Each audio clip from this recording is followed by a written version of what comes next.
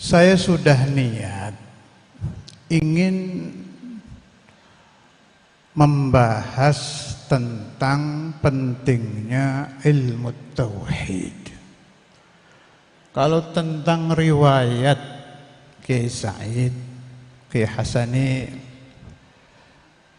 sudah panjang lebar bercerita. Sebab setelah saya ngaji di sini, udah lama itu, 10-20 tahun yang lalu, saya keliling itu, keliling.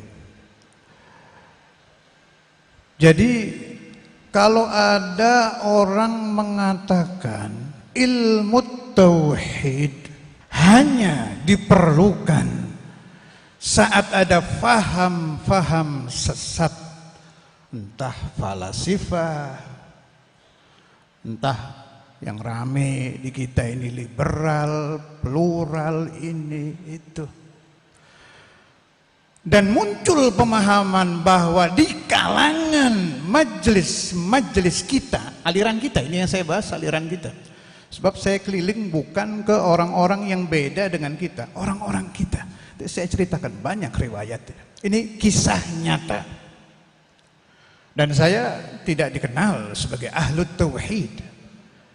Kalau yang membahas tauhid Kiai Ahmad Giren, orang akan mengatakan, biasa itu.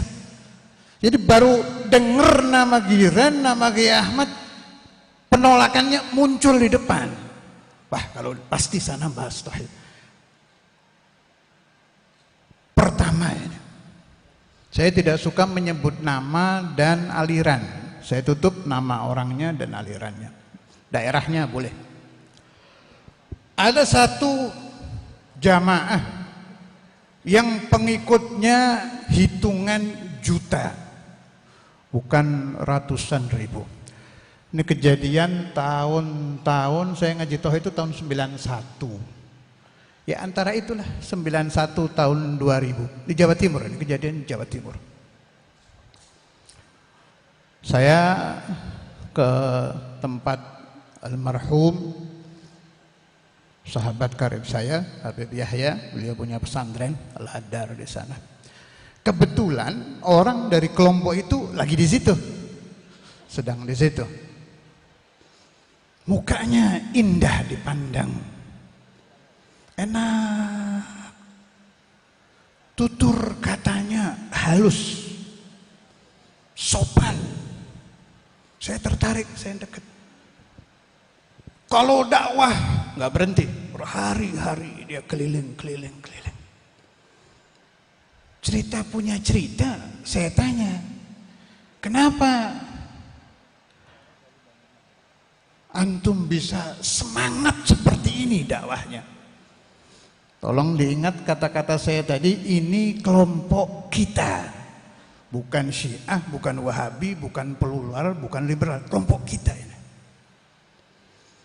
Iya Habib, saya mimpi katanya. Saya naik ke tangga, 1 tangga, 2 tangga, 10 tangga, 20 tangga, sampai ratusan tangga. Di atas saya bertemu langsung dengan Allah katanya. Saya ulangi, ini aliran kita ini. Muka orangnya saya masih ingat, kelompoknya saya ingat, daerahnya ingat, tapi saya nggak mau bahas. Udah habis itu udah wajadilhum billati hiya ahsan. Saya panjang lebar sudah bahas sama dia, sama almarhum Habib Yahya. Akhirnya sih manut nurut. Artinya apa? Di sekeliling kita orang-orang yang hatinya tidak mengenal la ilaha illallah tidak sedikit. Riwayat kedua di Malang kalau ini. Acara hall. Saya tutup nama sahibul hall, sahibul majlis. Ini lebih lucu lagi kalau ini. Sahibul hallnya sedang duduk di depan malam, kalau nggak salah malam hari itu. Sedang duduk di depan, tahu-tahu ada santrinya lari. Dicium itu pahanya Saiful Hol sambil nangis sejadi-jadinya. Ingat, ini haul berarti aliran kita. Selesai acara tangis menangis, saya deketi. Ada apa kamu nangis-nangis gini? Lah saya lihat Allah turun masuk ke orang ini. Allah nggak nanggung-nanggung ini. Ini saya tidak mengarang loh, kisah nyata ini. Jadi harus dipaham bahwa pemahaman tentang ilmu tauhid di orang-orang kita masih sangat-sangat kurang. Jadi tolong jangan dikatakan bahwa ilmu tauhid dibutuhkan, yang penting amantu bila ilaha illallah Muhammadur Rasulullah khalas. Tidak bisa.